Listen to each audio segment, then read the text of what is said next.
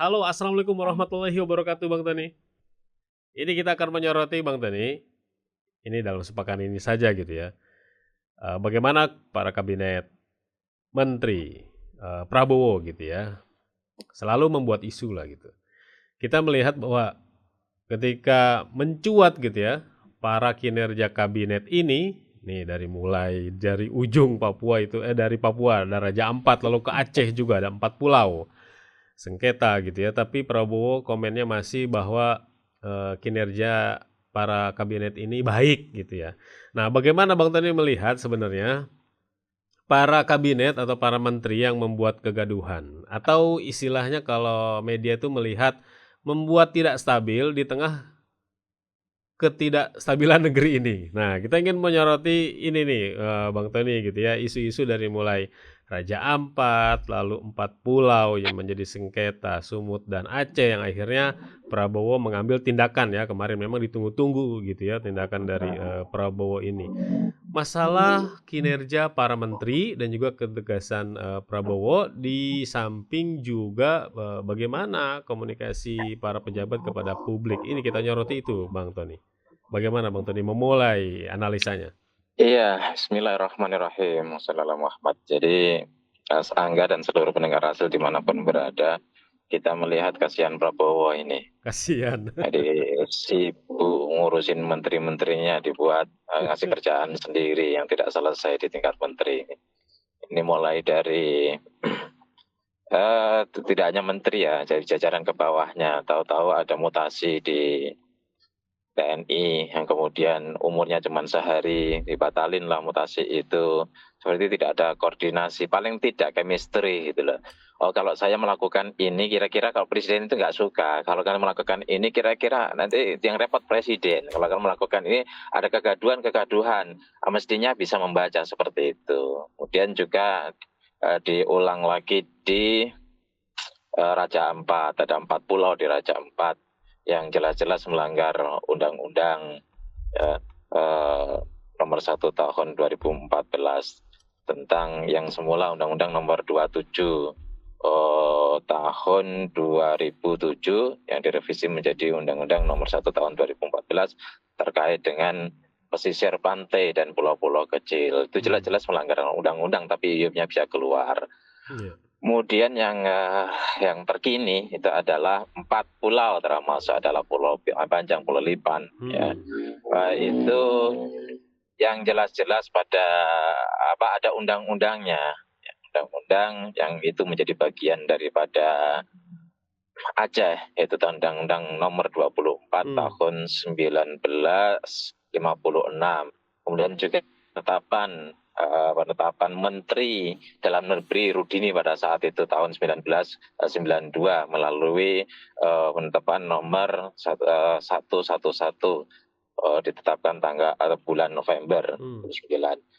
Kemudian sekarang tahu-tahu ada penetapan keputusan menteri lagi Kemendagri pada masa Pak Tito ini 4 pulau diserahkan kepada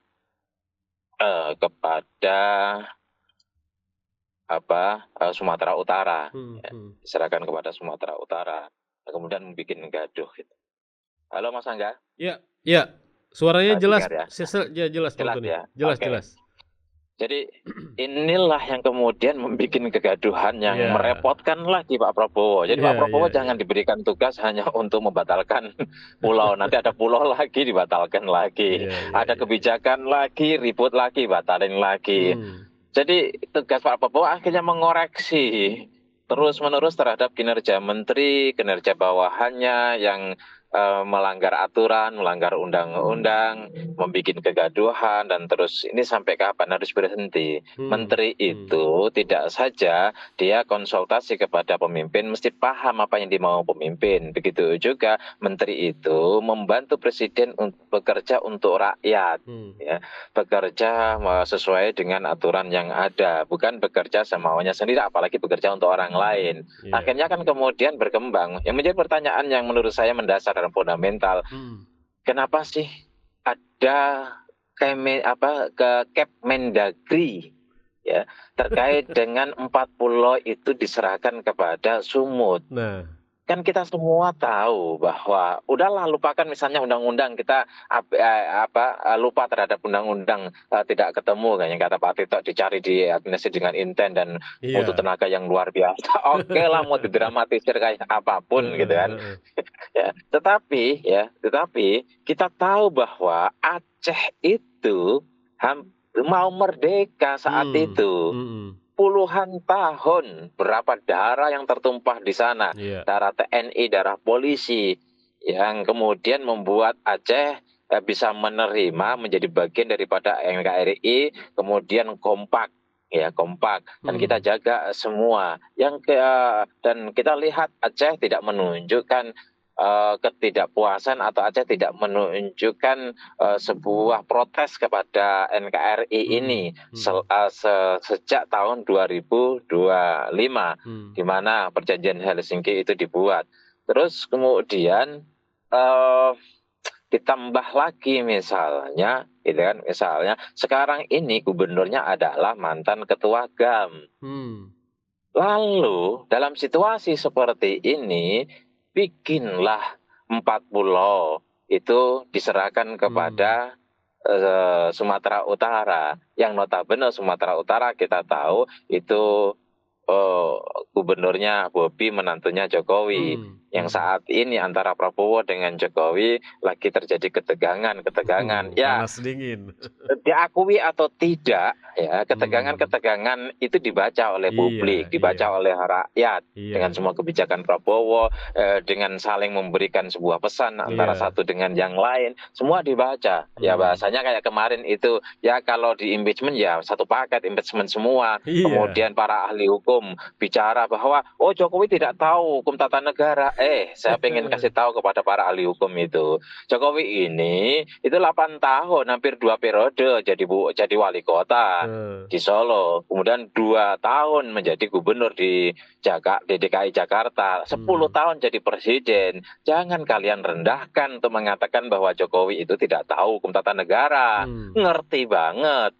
Tetapi yang disampaikan oleh Jokowi itu dasarnya bukan hukum tata negara, tapi dasarnya adalah politik. Kalau satu jatuh itu satu paket jatuh semua. Artinya apa? Ya kalau lu jatuhkan anak gue ya lu jatuh juga. Kira-kira gitulah pesannya. Masa sih harus dijelaskan yang kayak gini ini? Jadi mesti perlu dipahami ada aspek hukum gitu kan, juga ada aspek politik. Jangan ini salah rakyat, salah banyak orang yang menganggap bahwa Jokowi itu tidak tahu apa-apa. Yang perlu kita pahami bahwa Jokowi itu dibesarkan oleh pengalaman. Mungkin secara akademis ya, itu ya S1-nya masih ribut lah, itu kontroversial, tersalah yang kontroversial. Ya, tetapi secara pengalaman ya berada di birokrasi cukup lama, bertahun-tahun ya. Jangan terkecoh Ya kira-kira penampilan ya. sekitar 20 tahun. Jangan lihat Pak Jokowi dari penampilannya. Ya, tetapi Pak Jokowi terbukti ya 2 periode jadi presiden. Siapapun dengan kegaduhan dan kekuatan yang luar biasa, Jokowi tetap jadi presiden. Bahkan kemudian dengan kegaduhan kayak apa bisa menjadikan Prabowo presiden. Ya juga didampingi oleh anaknya. Ya kita harus pahami itu tentang terkait dengan kelihan Jokowi, lepas kontroversi yang lain. Tetapi dalam konteks ini ketika kita salah memahami seseorang, maka kita salah untuk membuat sebuah analisis. Ketika Pak Jokowi bilang ya satu paket itu gitu kan, kalau di impeachment ya impeachment semua. Ini konteksnya bukan hukum tata negara, ini konteksnya itu adalah pesan politik. Yang memahami adalah mereka yang diberikan sebuah pesan. Kembali lagi soal Sumatera Utara yang dipimpin oleh Bobi, itu anak-anak buahnya Jokowi, itu menantunya Jokowi. Jadi ini menjadi sebuah pertanyaan. Saya tertariknya justru memulainya dari sebuah pertanyaan. Kenapa Pak Tito itu membuat ke Kemendagri dengan memindahkan kepemilikan 4 pulau itu, meskipun dengan berbagai alasan yang lalu dianulir oleh Pak Tito itu sendiri. Nah, ini publik tentu akan membaca bahwa Pak Tito itu orang yang dekat dengan Pak Jokowi ketika menjadi Kapolri yang cukup lama, kemudian juga dititipkan oleh Pak Jokowi menjadi bagian dari kabinetnya Pak Prabowo, lalu di Sumut itu ada ini. Ya tidak salah kalau kemudian publik menganalogikan itu. Artinya apa gitu kan? Kalau kemudian publik membaca bahwa ini adalah Kepmendagri politis, ya wajar, bisa dipahami, bisa dimaklumi. Iya. Nah, kemudian ada apa dengan 4 pulau itu? Ya, menurut berbagai informasi bahwa 4 pulau ini perlu dicek kembali. Ya, itu punya gas dan minyak terbesar di dunia, katanya begitu. Minimal gas terbesar di dunia. Ada cadangan 6 triliun. Kalau sekarang kan ada di Ganal ya, PT Itali itu yang di Kalimantan Timur, tepatnya di Balikpapan, itu 5 triliun cadangan gasnya. Sekarang 600 ribu kubik atau berapa, ke depan di atas 1 juta akan dieksplorasi per harinya. Ini bisa juga dipahami sebagai nilai ekonomi. Kalau kemudian meskipun di media bicara tentang pariwisata dan sebagainya, tetapi ini juga perlu dikulik untuk bisa memahami betul nggak itu ada gasnya. Jadi ya publik kemudian memahami ini punya Kepmendagri, dipahami, dimengerti, dinilai menjadi bagian yang punya makna politis dan juga punya makna ekonomis. Ya, jadi ada banyak hal yang kemudian di sini. Disinilah kita sudah bisa baca. Pasti Prabowo marah. Pada akhirnya akan ini bisa merusak integrasi. Kemudian publik juga mengkait-kaitkan, membaca-baca. Apakah ini memang merupakan sebuah bagian untuk membuat gaduh yang sehingga kegaduhan ini merugikan Pak Prabowo? Ya tidak. Ya tidak menutup kemungkinan semua terjadi, itu semua terjadi. Oleh karena itu, menurut saya, ya tuntutan dari publik Pak Prabowo segera melakukan reshuffle kabinet. Yang ini kan sudah 4 bulanan. Udahlah bisa melihat mana yang bekerja dengan baik, mana yang tidak, mana yang punya loyalitas, mana yang punya integritas, mana yang punya kapasitas dan mana yang tidak. Ini bisa dilihat segera. Kenapa? Kalau nggak merepotkan, mumpung belum terlalu banyak sesuatu yang bisa merugikan bagi Pak Prabowo sendiri atau bagi kepemimpinan Pak Prabowo sendiri, menurut saya ya segeralah dirapikan. Seringkali faktor-faktor politis yang itu tidak terlalu berpengaruh kepada kekuasaan, kalau ditunda-tunda, ya tunda-tunda reshuffle, yang pada akhirnya yang dirugikan bukan hanya terdegradasinya, tereduksinya kekuasaan dari seorang presiden, tetapi juga rakyat yang dirugikan. Konteksnya memang rakyat butuh presiden itu memiliki pembantu-pembantu yang bekerja ya sesuai dengan ekspektasi rakyat lah. Jangan sudahlah, sudah berakhir urusan-urusan politiknya. Kita belajar 10 tahun kemarin tidak sinkronisnya antara pimpinan dengan bawahan dan bawah antara menteri satu dengan menteri yang lain. Sekarang relatif lebih rapi, tapi modusnya berbeda lagi. Sekarang itu menteri melakukan bermanuver, kemudian Prabowo yang bersih-bersih. Menteri lagi bermanuver, Prabowo bersih-bersih. Kemudian ada pejabat tinggi lainnya bermanuver, Prabowo lagi. Ya yang begini-begini menurut saya perlu dirapikan. Menurut saya ini fatal ya, fatal ya. Ini bukan soal administrasi, tetapi langkah Kepmendagri Pak Tito ini fatal karena berkaitan dampak terhadap disintegrasi terutama bagi masyarakat Aceh. Seolah-olah itu sejarah histori ketegangan, histori konflik antara NKRI dengan masyarakat, dengan GAM itu tidak dilihat. Ini kan sama dengan nanti bikin ributan lagi di Papua, yang di sana ada kelompok kriminal, KKB dan sebagainya. Menurut saya ya segeralah Pak Prabowo untuk menertibkan bawahannya dan cari orang-orang yang cukup banyak di Indonesia ini yang betul-betul profesional, loyal, punya integritas, ya, yang betul-betul mau bekerja untuk rakyat, dan itu akan memberikan legitimasi. Ya tentu saja kebutuhan politik untuk memperkuat kekuasaan penting, tetapi yang jauh lebih penting adalah legasi seorang presiden di mana para pejabatnya, para bawahannya adalah orang-orang profesional bisa bekerja. Ya saatnya lah, dulu dengan semua kelemahan dan kekurangan Orde Baru, Pak Harto itu menggunakan atau memakai orang-orang yang profesional untuk mengurus negara. Kalau toh kemudian ada jabatan-jabatan politis, ya itu hanya beberapa kabinet. Tetapi yang lain secara umum terutama terkait dengan hal-hal yang fundamental dan mendasar urusan negara dan urusan rakyat, Pak Harto menggunakan orang-orang yang betul-betul profesional, memiliki hmm. kemampuan untuk berkontribusi untuk memperbaiki negara. Begitu Mas Angga. Namun yang mengherankan publik juga Bang Tony ya, beberapa hari yang lalu Pak Prabowo malah mengatakan menteri saya bekerja sangat baik gitu. Ini bahasa politik sekali gitu ya. Apakah kurang cukup gitu beberapa menteri itu kalau kita sebutkan dari mulai kasus BBM oplosan lah, Raja Ampat lah, Judol lah. Kurang kenceng suaranya sedikit. Kurang kencang ya? Sekarang bagaimana Bang Nah Tony? ini kenceng. Nah ini kencang. Wah, berarti emang nih mic-nya harus tempel gitu ya. Ya, tapi kenapa gitu Prabowo malah mengatakan menteri saya bekerja sangat baik. Ini kan tentu mengherankan gitu ya. Apa sulitnya nanti ingin mengambil tindakan reshuffle gitu ya. Apakah orang-orang yang bermasalah ini yang mengganggu stabilitas ini sebegitu kuat pengaruh gitu ya nanti di kinerja kementeriannya Prabowo? Bagaimana Bang Tony? Iya, jadi begini, bisa dipahami lah, bisa dipahami ketika Pak Prabowo bicara tentang itu. Dan ini betul-betul politis. Artinya apa? Menteri-menteri itu sangat bekerja sangat baik, gitu kan. Itu artinya Pak Prabowo ingin tidak terjadi sebuah kegaduhan di mana Pak Prabowo saat ini butuh soliditas dukungan politiknya, baik itu dari partai dan tidak ingin membangun sebuah konflik yang belum dibutuhkan, ya.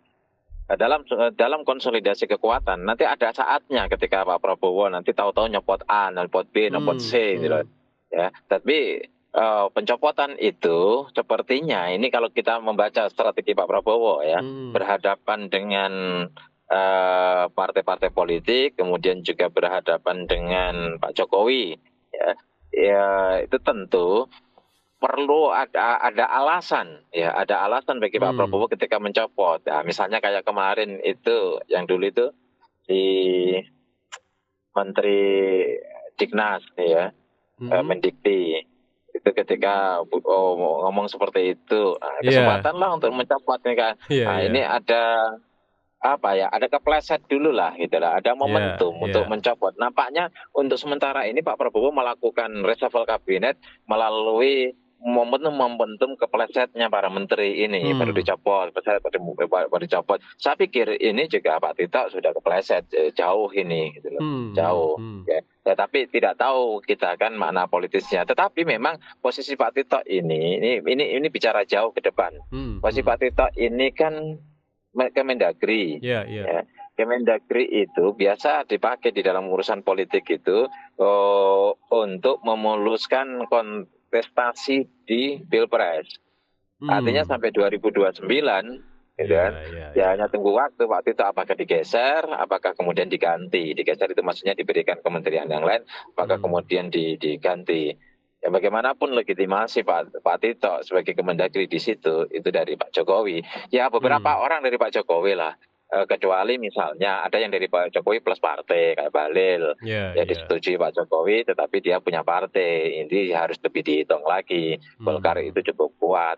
Ya kecuali Bahlil dicopot misalnya jadi ketua partai, ya kan. Kemudian ini, tapi memang kita sedang membaca polanya Pak Prabowo berbeda sekali dengan polanya Pak Jokowi. Jadi kalau Pak Jokowi itu ya Anda punya kesalahan ini, loyal, Anda aku kasih ini tanpa saya. Ya artinya begini, ada orang yang tidak pernah berani, ya keberanian aja nggak ada untuk bermimpi jadi pejabat. Tahu-tahu diangkat oleh Pak Jokowi, itu kan loyal sekali. Kalau kemudian tidak loyal, ya selesailah hidupnya, karirnya minimal, gitu kan. Nah itu polanya Pak Jokowi pada saat memimpin terkait dengan politik kabinet dan atau politik kepartean. Tetapi yang saat ini Pak Prabowo ya cukup hati-hati, lebih bagus untuk membangun sebuah soliditas dan kemudian kekuatan program yang di backup oleh SDM seperti menyiapkan para tentara, merekrut tentara yang rencananya itu totalnya 250.000 tentara aktif dan 250.000 tentara cadangan yang kemudian dilokalisir ke urusan pembangunan mulai perkebunan, pertanian dan sebagainya. Ya ini kemudian menjadi debatable ya, kok kemudian mengalihfungsikan kinerja dari TNI dan sebagainya itu ada bahasan yang lain lah. jabatan tersendiri.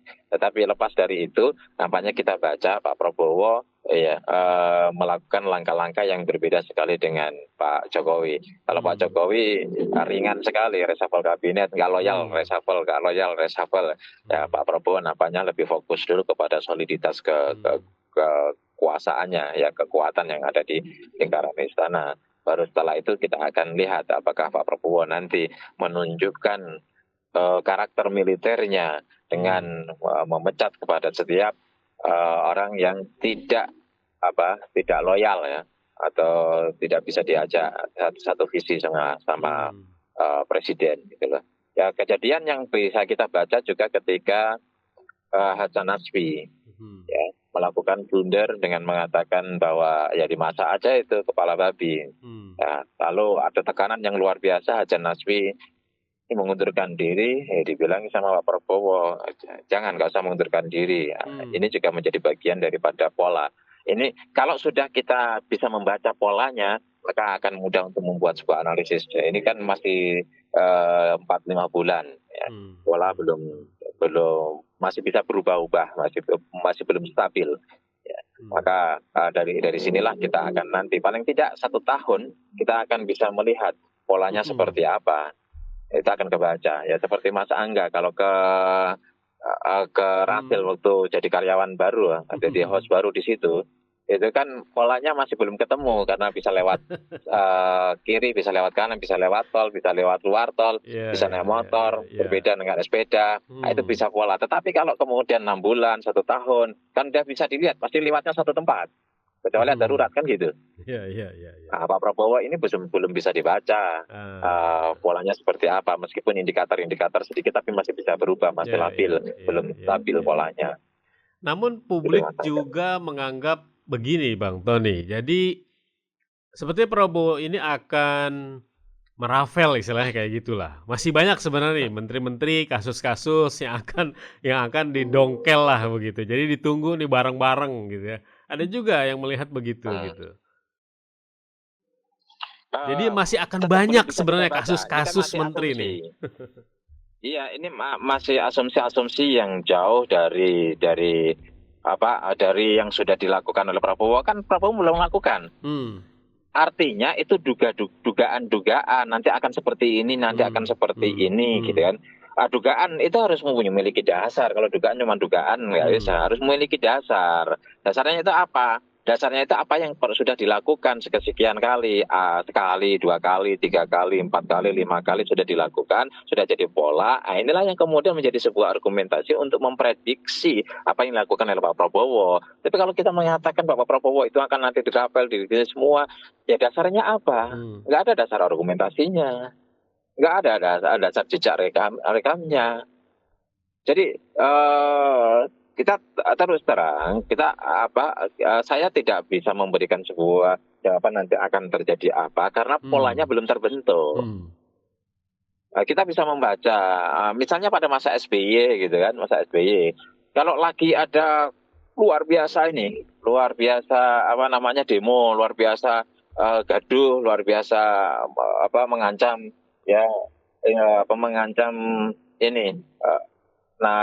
mengancam legacy dari Pak SBY pada saat memimpin atau jadi presiden itu.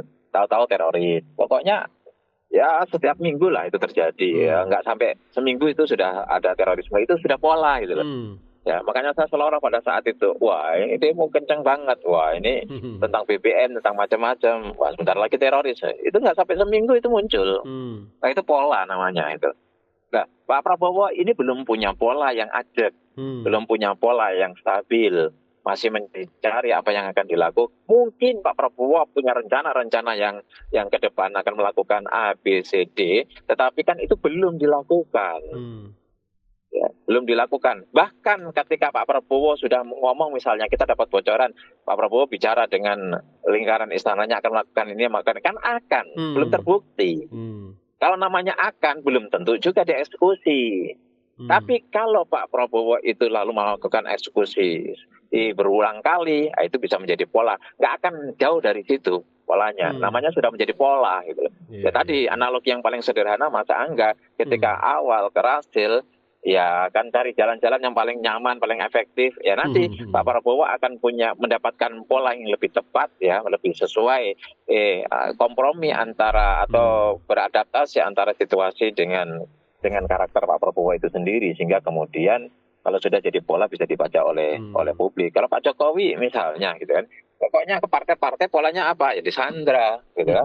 Ya, disandra. Kemudian kalau Pak Jokowi punya keinginan untuk mengambil partai itu ya langsung digantikan gitu loh. Ya, kalau orang itu kemudian melawan ya sudah masuk penjara, buruk itu hukum. Itu kan sudah menjadi sebuah pola. Kalau ternyata dia punya kekuatan massa ya undang-undang membuat gaduh, merepotkan undang-undang IT gitu kan.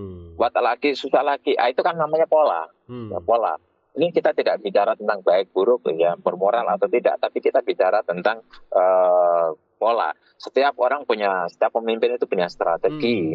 Ya, strategi itu yang kemudian teraktualisasi di dalam sebuah keputusan yang pada akhirnya dari sekian banyak keputusan itu menjadi sebuah pola. Gitu. Itu bisa kita baca. Jadi saya ketika ditanya bagaimana Pak Prabowo, ya masih belum bisa membaca. Gitu loh.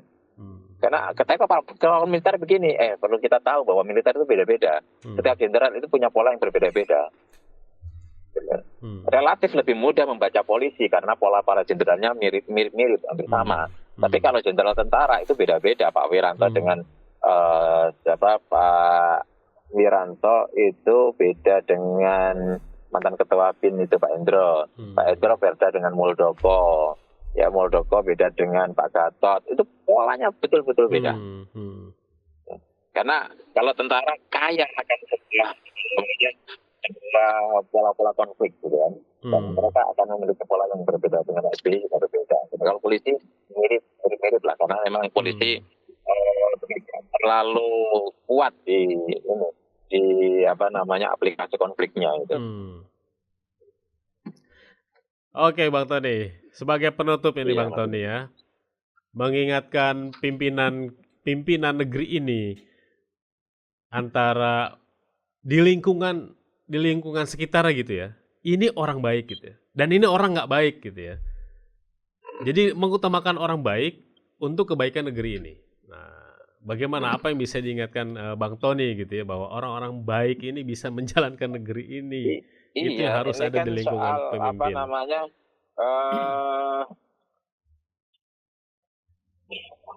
The right man on the right place. Itu kan kuncinya. Iya. Jadi pemimpin itu butuh pinter, tapi tidak harus kemudian menguasai semua hal. Yang terpenting adalah namanya lead, dia memimpin. Dia bisa menggerakkan semua orang-orang ya untuk bekerja sesuai dengan visinya. Siapa mereka? Kalau dalam konteks presiden itu ada menteri-menteri. Ya dalam konteks menteri di situ ada dirjen, ada direktur. Bagaimana dia memimpin, menggerakkan supaya orang-orang yang ada di bawahnya itu bisa bergerak dan bekerja sesuai dengan visinya. Tentu karena itu berhubungan dengan sebuah pekerjaan, ya yang pertama satu harus loyal.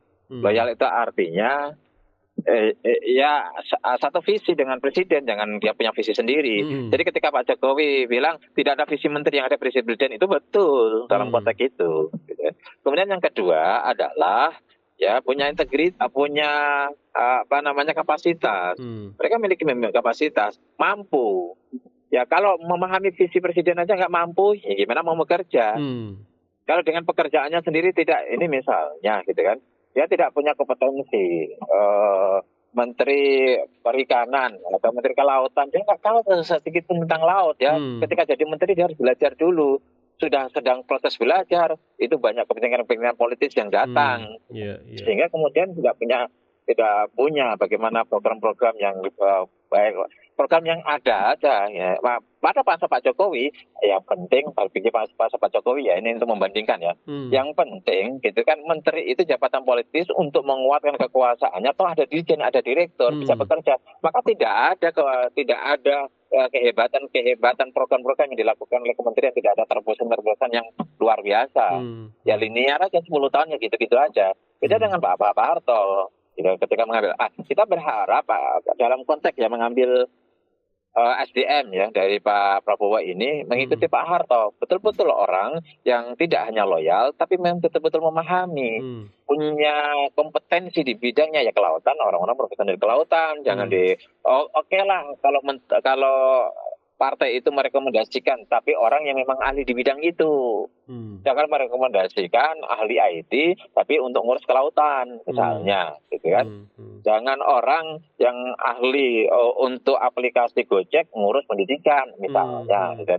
Jadi ini mesti the right man on the right place. Yang kemudian yang ketiga punya integritas, ya punya integritas. Ya artinya apa? Ya mereka itu orang-orang yang ketika masuk menjabat menjadi menteri atau menjabat apapun itu tidak hanya diberikan nasihat oleh Pak Prabowo jangan korupsi ya, itu penting, itu perlu, itu warning, tetapi ada tindakan nyata. Ketika mereka melakukan korupsi ya sudah proses hukum, gitu kan.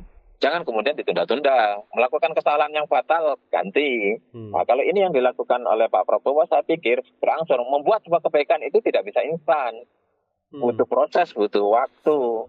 Oleh karena itu terkait dengan the right man on the right place ya, orang-orang itu perlu berproses ini nggak loyal, ini nggak punya kapasitas, ini nggak bisa bekerja apapun, ini bikin blunder aja, ganti nggak usah kemudian menunggu pergantian atau reshuffle massal itu nggak perlu, malah itu bisa menciptakan sebuah kegaduhan.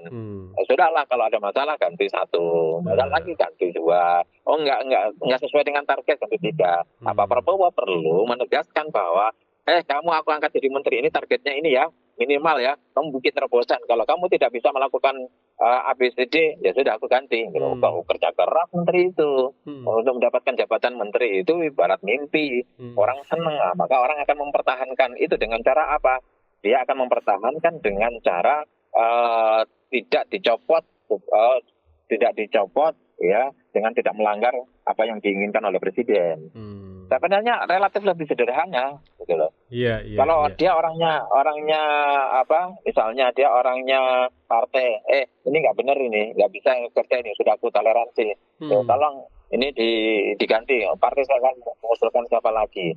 Masalahnya kita punya tradisi ketika membangun kabinet itu, ya, atau mengambil orang-orang untuk membantu presiden di kabinet itu, ya, aspek politisnya itu lebih besar. Bahkan sampai 90%, kompetensinya 10%. Ini yang masalah. Ya. Kita masih mending kalau 50-50. Syukur-syukur aspek politiknya itu 30%, 70% ada kompetensi orang-orang yang berkompeten. Gimana ketika silakan Golkar, Nasdem nggak ada sekarang ya. PAN gitu kan, silakan kalian saya kasih menteri ini A, B, C, D, ada 4. Tetapi cari orang-orang yang nomor kompeten di sini. Kalau nggak harus kadermu, boleh kader yang lain, tapi ini jatahmu. Saya pikir ini akan jauh lebih bagus. Oke, Bang Tony. Oke, luar biasa ya di pagi hari ini. Terima kasih Bang Tony dialognya. Insya Allah kita jumpa lagi. Iya, jumpa lagi Rabu depan insya Allah Bang Tony ya. Iya. Terima kasih banyak. Assalamualaikum. Sama-sama. Waalaikumsalam.